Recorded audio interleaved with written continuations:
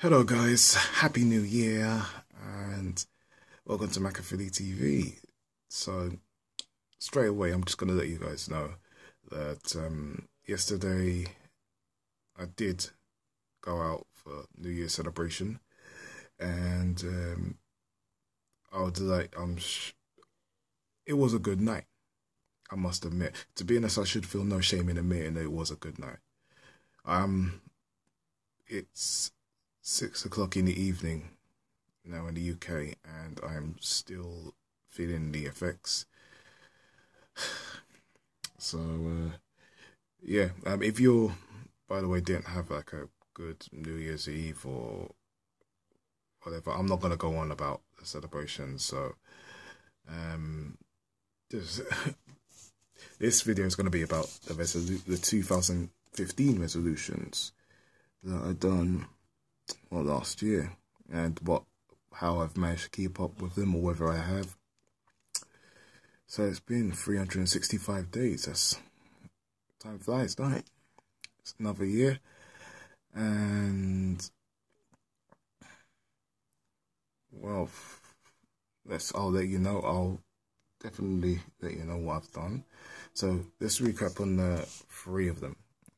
Okay, one was to hang out with my flatmates or family in the house more often, as opposed to isolating myself in my room. I would aim to go for the living room or eat dinner in the dining room. You know, that was number 1. Number 2 was to stop saying no to invitations and stop making excuses. And number 3 was much more vague. It was basically just to continue, emphasis on the word continue, improving my social skills around women. And it was very low priority. The reason was because I'm concentrating on my career right now and my studies, which I'm doing them simultaneously. And having a woman in your life is going to be will be a distraction. So that was, I could just, if I was to use opportunities to, you know, here and there to, you know, improve your skills, then that's great. But my emphasis was more on 1 and 2 at the time of making those resolutions. So how did they go? Well, let's start with number 1. Have I voluntarily hung out with flatmates or my family in the house as opposed to isolating myself? Well, for the whole of 2015, I've moved back in with my parents anyway. I moved back through losing a long-term job way back in, 2014. And right now, I'm working on my career, building it in my parents' hometown. So have I improved in that? A little bit. There's a little bit of intention in my actions now. So I will randomly, emphasis on the word randomly, go and sit in the living room or eat downstairs.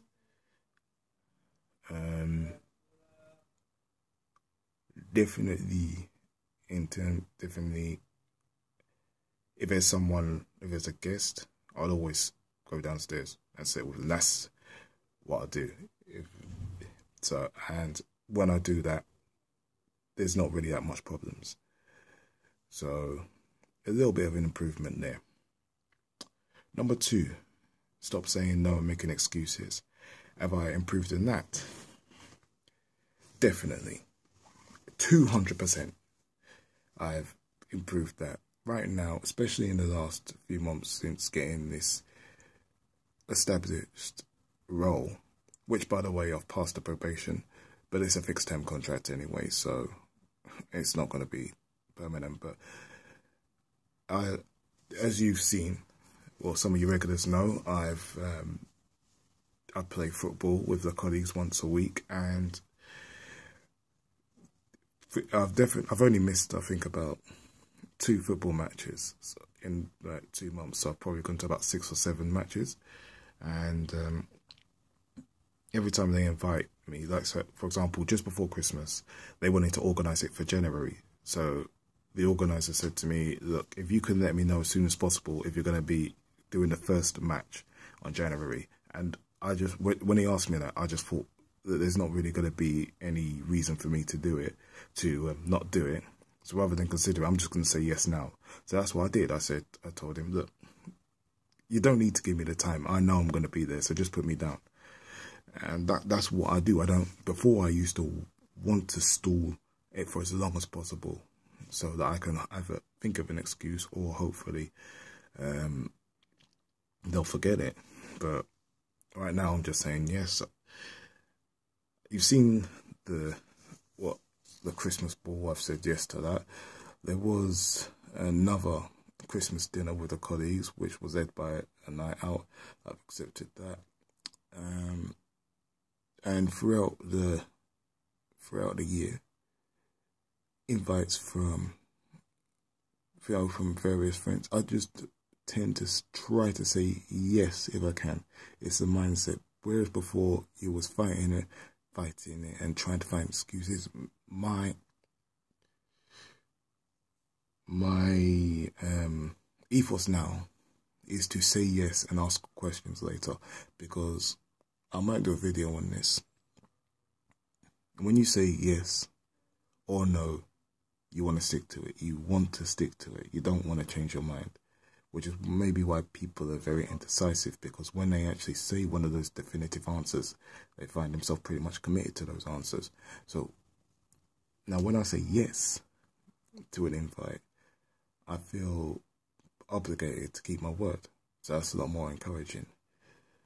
And the point of this is not only it's not only obviously led me to more invites. I feel like it's made people think that I'm a more positive person, or I'm a more outgoing person. You know, so even if my personality is quiet, they see that I'm participating, so they respect that. You know, and whereas if I was being quiet, introverted, and saying no, people may just think I'm a snob, which is what I've been accused of many times throughout my life. So I think that's a very important lesson to be learned there. And so yeah, that's what I'm going to continue. And as for the third resolution, as you just heard, I've just concentrating on my career. I'm still concentrating on my career. I'm learning from interactions in general and listening to other people's stories, looking at my own interactions with people in general. I find that it's having a positive effect on how I interact with women. I'm more assured of myself, not confidence in an egotistical way, or even that I've got the skills, just assured that I do not place my worth on the opinions of another person, let alone a woman.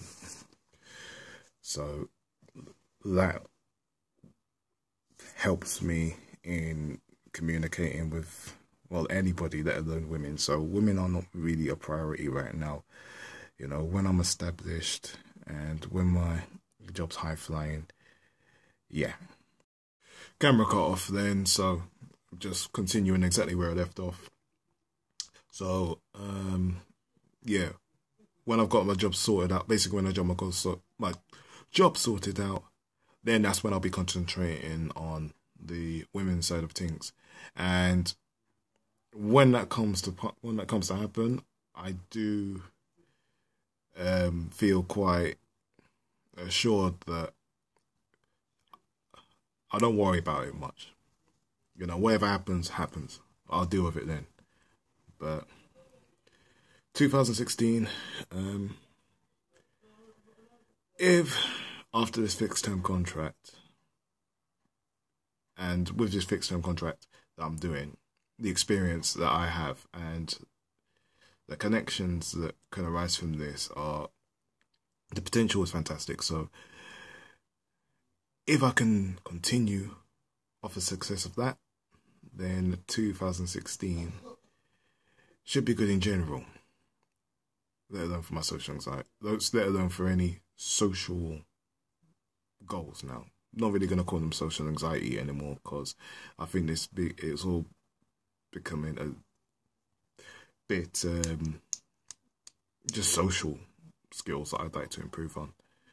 So yeah, that's the basis of the 2016 resolutions, is just to keep going on and improve. There's no need for any set in stone goals, and any opportunities I see to improve myself, I feel like I can come up with the strategies there and then hopefully execute them. But we'll see how that goes, and you might be able to find that out later as you keep watching their videos. But until then, for this year, I'll just continue the content as I wish, and as always, hope to see you there. And yeah, everybody, if you've had a hard 2015, if you had a hard New Year's Eve, I really hope 2016 works out for you, and more importantly, that you give it your all, and hopefully this time next year it'll be a lot better for us all. So thank you very much for watching, and I hope to see you soon. Have a happy new year, and I am going to have a lie down and hopefully get better later on tonight. Take care, guys. Bye bye.